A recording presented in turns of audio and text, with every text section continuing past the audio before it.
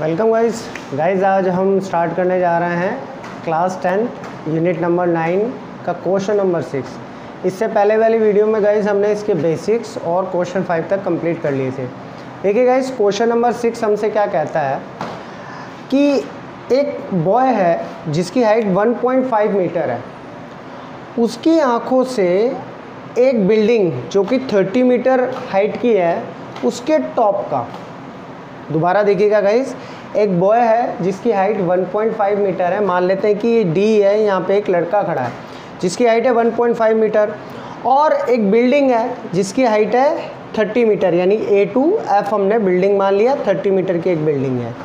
इस बॉयज़ की आई से और इस बिल्डिंग के टॉप पे बनने वाला जो एंगल ऑफ एलिवेशन है वो है 30 डिग्री।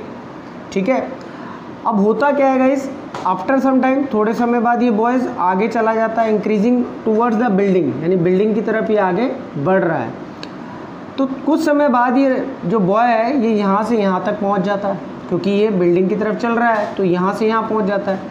अब चेंजेस क्या होता है कि जो एंगल ऑफ एलिवेशन 30 डिग्री है वो यहाँ पर जब ये पहुँचेगा तो इसकी आइज से और इसके टॉप, यानी बिल्डिंग के टॉप का जो एंगल है वो 30 डिग्री टू 60 डिग्री में कन्वर्ट हो जाता है। अब हमें फाइंड क्या करना है, हमें फाइंड करना है कि यहाँ यानी डी से लेकर सी तक जो इसने डिस्टेंस कवर किया टूवर्ड्स द बिल्डिंग, वो डिस्टेंस कितना है। तो मैंने इस पूरी सिचुएशन को गाइस डायग्राम के थ्रू यहाँ पर बोर्ड पे उतार रखा है, आप चेक कर सकते हैं। देखिए दोबारा से एक बार क्वेश्चन समझ लेते हैं कि 1.5 मीटर हाइट का एक बॉय यहाँ पर खड़ा है, मान लेते हैं डी एक बॉय है, और इसकी आंखों से और इस बिल्डिंग जो कि 30 मीटर हाइट की है उस बिल्डिंग के टॉप पे बनने वाला एंगल ऑफ एलिवेशन 30 डिग्री का है। थोड़े समय बाद होता क्या गाइस, वो बॉयज़ टूवर्ड्स द बिल्डिंग, यानी आगे की तरफ बढ़ता है बिल्डिंग की तरफ, और वो यहाँ तक पहुँच जाता है। जहाँ पर पहुँचने के बाद वो देखता है कि जो उसके आइज से और बिल्डिंग के टॉप का जो बनने वाला एंगल है वो 60 डिग्री हो गया, यानी 30 डिग्री टू कन्वर्ट होकर वो 60 डिग्री हो गया। अब हमें फाइंड क्या करना है, हमें फाइंड करना है कि उस बॉय ने कितना डिस्टेंस कवर किया, यानी डी से लेकर सी तक का डिस्टेंस हमें बताना है कि उसने कितना डिस्टेंस कवर किया। देखिए गाइस सबसे पहले तो हम ये देखेंगे कि A2F हमारी हाइट कितनी दी हुई है 30 मीटर, और 1.5 यानी अगर हम देखें B2F हमारा कितना है 1.5।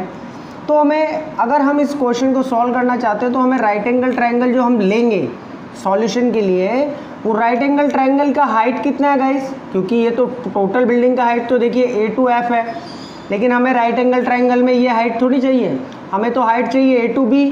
तो A2B कैसे निकालेंगे गाइस, देखिए ये 1.5 मीटर है, ये भी 1.5 मीटर है, 30 में से अगर 1.5 को माइनस कर दिया जाए तो कितना बचता है गाइस, 28.5 मीटर बचता है, यानी मेरी जो A2B की जो मेरी हाइट है वो 28.5 मीटर की हो गई। अब हमारे सामने दो ट्रायंगल हैं, एक ट्रायंगल है ABC और एक ट्रायंगल है हमारा ABD। हमें इन दोनों ट्रायंगल को यूज़ करना है और फाइंड करना है कि D से लेकर C तक का डिस्टेंस कितना है। तो देखते हैं गाइस, चलते हैं। सबसे पहले हम लेते हैं गाइस ये छोटा ट्रायंगल यानी ABC। तो आप यहाँ पे लिख लीजिए इन ट्रायंगल ABC। अब ABC ट्रायंगल में हमें गिवन क्या है, परपेंडिकुलर। देखिए गिवन क्या है, परपेंडिकुलर, और हम निकालेंगे क्या, बेस, क्योंकि हमें यहाँ पर D to C की लेंथ डिस्टेंस फाइंड करना है, तो ये भी बेस का एक पार्ट है। तो इसीलिए हम दोनों ट्रायंगल में यानी छोटे वाले में भी ABC में भी बेस फाइंड करेंगे और ABD में भी बेस फाइंड करेंगे। तो सबसे पहले हम यहाँ पे देखते हैं कि BC हमारा बेस है, तो हम बेस फाइंड करने जा रहे हैं। गिवन है हमें परपेंडिकुलर और फाइंड करना है हमें बेस। तो हमारी ट्रिक के अकॉर्डिंग पंडित भोला प्रसाद हर हर बोले, परपेंडिकुलर अपॉन बेस किसका वैल्यू होता है गाइस, साइन कोस टेन का वैल्यू होता है। तो हम यहाँ पर जो थीटा लेंगे, इट मीन्स जो हमारा ये थीटा है 60 डिग्री, ये हमारा टेन का यूज़ होगा। ठीक है गाइस, तो यहाँ पे हम लिखते हैं tan theta is equals to perpendicular upon base. अब टेन थीटा कितना है गाइस, टेन थीटा है हमारा 60 डिग्री, और परपेंडिकुलर कितना है चेक करिए।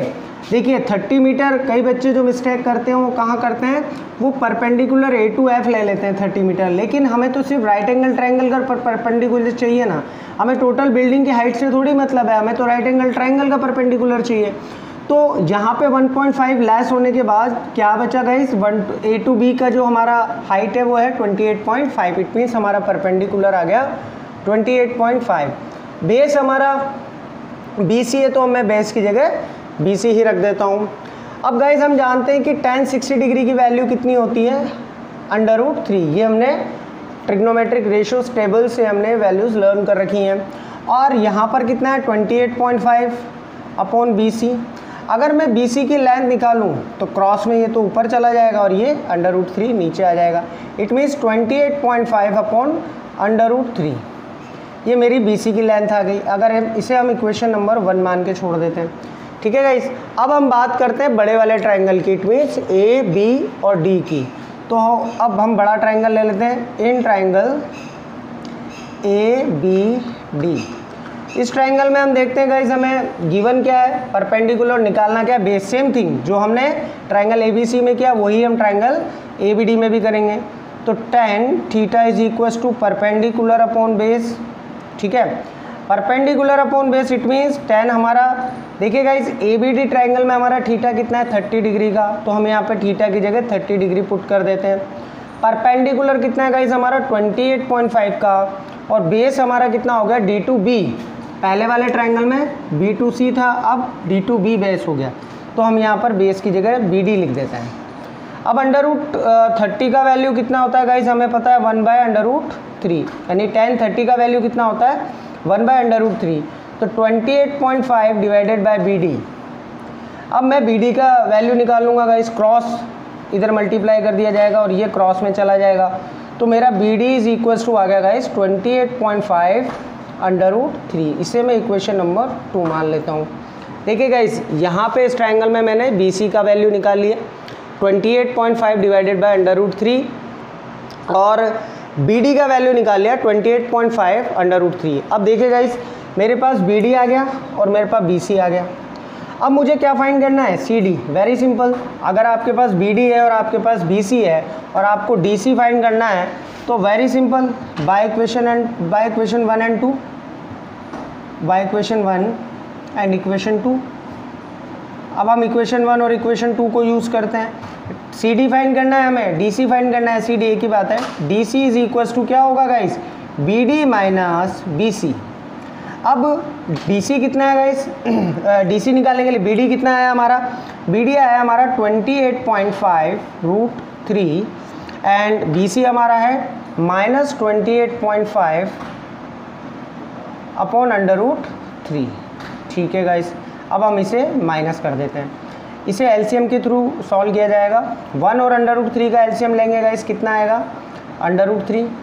1 का डिवाइड √3 में दिया, चेक करिएगा, 1 का डिवाइड √3 में दिया √3, और √3 को 28.5 √3 से मल्टीप्लाई करने पर ये हो जाएगा आपका √3 28.5 √3, ठीक है, माइनस। अब √3 का डिवाइड √3 में दिया तो 1 टाइम, 1 को 28.5 से गया तो 28.5 आपका आंसर आया। अब देखिएगा इस आगे क्या होता है,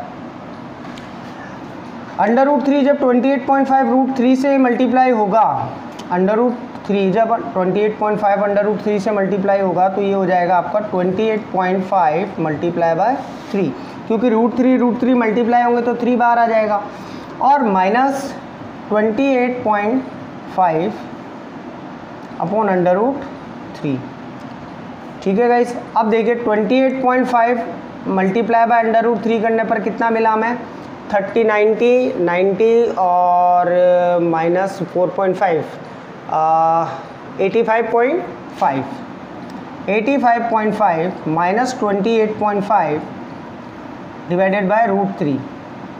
85.5 में से 28.5 गया तो गाइज यहाँ पे कितना बचता है आपका 57 अंडर √3। अब वी नो दैट कि कभी भी डिनोमिनेटर में रूट नहीं रहता है, तो रूट को रिमूव करने के लिए हम रैशनलाइजेशन कर लेंगे, तो अंडर √3 मल्टीप्लाई बाय अंडर √3, तो यहाँ पे आया गाइज आपका 57 √3 और नीचे आया गाइस आपका √3 मल्टीप्लाई बाय √3 3, और 3 से 57 कट होता है 19 टाइम, तो इट मीन्स आपका आंसर जो आया वो आया 19√3 मीटर। इट मीन्स सी से लेकर डी यानी डी से लेकर सी तक का जो डिस्टेंस है गाइज वो आपका वो 19√3 के इक्वल है। तो इस तरीके से ये क्वेश्चन नंबर 6 कंप्लीट। अब हम बात करते हैं क्वेश्चन नंबर 7 की। अब गाइज बात करते हैं हम क्वेश्चन नंबर 7 की। देखिए गाइज क्वेश्चन नंबर 7 हमसे क्या कहता है कि एक बिल्डिंग है जिसकी हाइट है 20 मीटर, ठीक है, और उस बिल्डिंग के ऊपर एक ट्रांसमिशन टावर लगा हुआ है। देखिए जैसा कि मैंने आपको यहाँ पे डायग्राम में बता रखा है, BC is the height of building and equals to 20 metre and AB is the height of transmission tower. इसको हमने H मान लिया। अब गाइस क्वेश्चन में हमसे क्या कहता है, क्वेश्चन में हमसे कहता है कि इस एक पॉइंट जो ग्राउंड के ऊपर एक पॉइंट है D, उस सर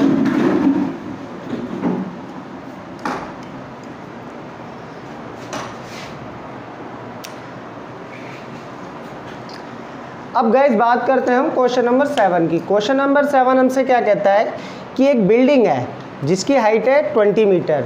मान लेते हैं कि BC एक बिल्डिंग है जिसकी हाइट है 20 मीटर। उस बिल्डिंग के ऊपर एक ट्रांसमिशन टावर लगा हुआ है, यानी A to B उस ट्रांसमिशन टावर की हाइट है, यानी इस ट्रांसमिशन टावर की हाइट को मैंने H मान लिया। अब गाइस क्या कह रहा है कि एक ग्राउंड के ऊपर एक पॉइंट से मान लेते हैं वो पॉइंट है D, उस पॉइंट से इस बिल्डिंग के टॉप और इस ट्रांसमिशन के टॉप का, यानी the bottom of the transmission tower and the top of the transmission tower. दोबारा समझना गाइस कि इस पॉइंट से ट्रांसमिशन टावर के टॉप और ट्रांसमिशन टावर के बॉटम पर जो एंगल बन रहे हैं वो 60 डिग्री और 45 डिग्री के बन रहे हैं। इट मीन्स जो हमारा एंगल ऑफ एलिवेशन होगा ट्रांसमिशन टावर के बॉटम से, बॉटम यानी ये जो B पॉइंट है ये ट्रांसमिशन टावर का बॉटम है, तो इस बॉटम ट्रांसमिशन टावर के बॉटम से और ग्राउंड के बीच में जो बनने वाला एंगल है वो तो 45 डिग्री का, और इस ग्राउंड के पॉइंट से और ट्रांसमिशन टावर के टॉप के बीच में बनने वाला एंगल 60 डिग्री का हो जाएगा। अब हमें फाइंड क्या करना है गाइस, हमें फाइंड करना है A to B की हाइट, यानी height of the transmission tower. देखिए हमें यहाँ पर फिर से दो ट्राइंगल नज़र आ रहे हैं, एक तो ट्राइंगल है हमारा BCD, एक ट्राइंगल है हमारा ACD।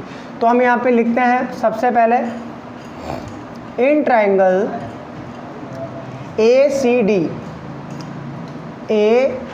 पहले हम बड़ा वाला ट्राइंगल ले लेते हैं। देखिए गाइज ACD के अंदर एक तरीके से हमें परपेंडिकुलर गिवन है और हमें फाइंड क्या करना है, बेस फाइंड करना है। हम परपेंडिकुलर अपॉन बेस का फॉर्मूला लगा लेते हैं, क्योंकि परपेंडिकुलर और बेस, अब देखिए यहाँ पे हमें बेस तो फाइंड नहीं करना है, फाइंड तो हमें H ही करना है, लेकिन हम यहाँ पर बेस यूज़ कर रहे हैं, क्योंकि बेस यूज़ करने पर हमारी दो इक्वेशंस बन जाएंगी जिनमें हम बेस को यूज़ कर कर इक्वलाइज कर कर हाइट निकाल लेंगे। वो किस तरीके से होगा हम क्वेश्चन में आगे देखेंगे। तो आप फिलहाल अभी परपेंडिकुलर अपॉन बेस का फॉर्मूला लगाइए। हमारी ट्रिक क्या कहती है गाइज, पंडित भोला प्रसाद हर हर बोले। तो यहाँ परपेंडिकुलर अपॉन बेस यानी tan का वैल्यू हो गया। तो इट मीन्स अगर मैं ट्राइंगल ACD ले रहा हूँ तो tan theta is equals to perpendicular upon base use करूँगा। अब मेरा देखिए ACD ट्राइंगल यानी बड़ा वाला जो ट्राइंगल है उसमें थीटा कितना है गाइस, 60 डिग्री। तो tan 60 degree is equals to perpendicular कितना हुआ गाइस, देखिए ये पूरा परपेंडिकुलर में आएगा A to B and B to C यानी H प्लस 20, तो हम इसको 20 प्लस H भी लिख सकते हैं। अब बेस कितना गाइस मेरा CD, तो मैं बेस की जगह CD या DC यूज़ कर लेता हूँ। अब tan 60 का वैल्यू कितना होता है गाइस मेरा, √3, ये ट्रिग्नोमेट्रिक रेशो टेबल से हमको फाइंड कर लिया था, हमने पता है हमें। अब 20 प्लस H अपॉन DC। अब देखिए गाइस मैं यहाँ पे DC की वैल्यू निकालूंगा, DC क्रॉस में गया और √3 क्रॉस में नीचे आया, तो DC का वैल्यू कितना आ गया गाइस मेरा 20 plus H upon √3। It mean DC मेरा है 20 प्लस H √3। इसे मैं इक्वेशन 1 मानकर छोड़ देता हूँ। अब मैं दूसरे ट्राइंगल पर चलता हूँ। दूसरा ट्राइंगल कौन सा गाइज मेरा BCD, तो मैं यहाँ पे लिखूँगा इन ट्राइंगल BCD ट्राइंगल के अंदर देखिए यहाँ पे भी हमको परपेंडिकुलर अपॉन बेस का ही रेशो यूज़ करना है। तो परपेंडिकुलर अपॉन बेस किसका वैल्यू होता है गाइस, टेन थीटा का। तो tan theta is equal to perpendicular upon base.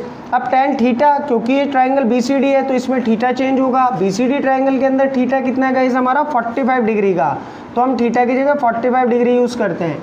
अब परपेंडिकुलर कितना गाइस, अगर मैं बीसीडी ट्राइंगल ले रहा हूँ तो परपेंडिकुलर है मेरा 20 और बेस है मेरा डीसी। अब देखिए tan 45 का वैल्यू कितना होता है guys, 1/√3। 1/√3 is equal to 20 upon D. तो डी सी इधर क्रॉस में गया और √3 इधर क्रॉस में गया, तो D C is equal to 20 √3 metre. ये आपका डीसी का वैल्यू आ गया। देखिए यहाँ पे भी हमने डीसी का वैल्यू निकाला है, यहाँ पे भी हमने डीसी का वैल्यू निकाला है। इसे हम इक्वेशन 2 मान लेते हैं। अब हमें आगे क्या करना है, हमें फाइंड तो करना है एच। तो हमने यहाँ पे दोनों तरफ डीसी का वैल्यू क्यों निकाला है, इसका एक रीज़न है गाइस, क्योंकि हम दोनों इक्वेशंस को इक्वलाइज कर कर एच का वैल्यू निकाल लेंगे। तो देखिए बाय इक्वेशन 1 एंड 2, क्योंकि दोनों इक्वेशन इक्वल है तो हम दोनों इक्वेशन को इक्वलाइज कर लेते हैं। तो 20 प्लस एच √3 इक्वेशन 1 से और इक्वेशन 2 से क्या आया गाइस, 20 √3। अब देखिए √3 इधर क्रॉस में गया मल्टीप्लाई होने, तो 20 √3 मल्टीप्लाई बाय √3 हो गया और यहाँ क्या बचा गाइस 20 प्लस एच। अब देखिए आगे क्या होता है, √3 3 और 3 को 20 से मल्टीप्लाई करेंगे तो 60 और यहाँ कितना है 20 प्लस एच। 20 उधर जाकर माइनस हो जाएगा, तो मेरा जो हाइट है, हाइट ऑफ ट्रांसमिशन टावर है वो 40 मीटर का आ जाएगा। तो इस तरीके से गाइज हम ट्रांसमिशन टावर की हाइट भी फाइंड कर लेंगे। अब हम बात करेंगे क्वेश्चन नंबर 8 की।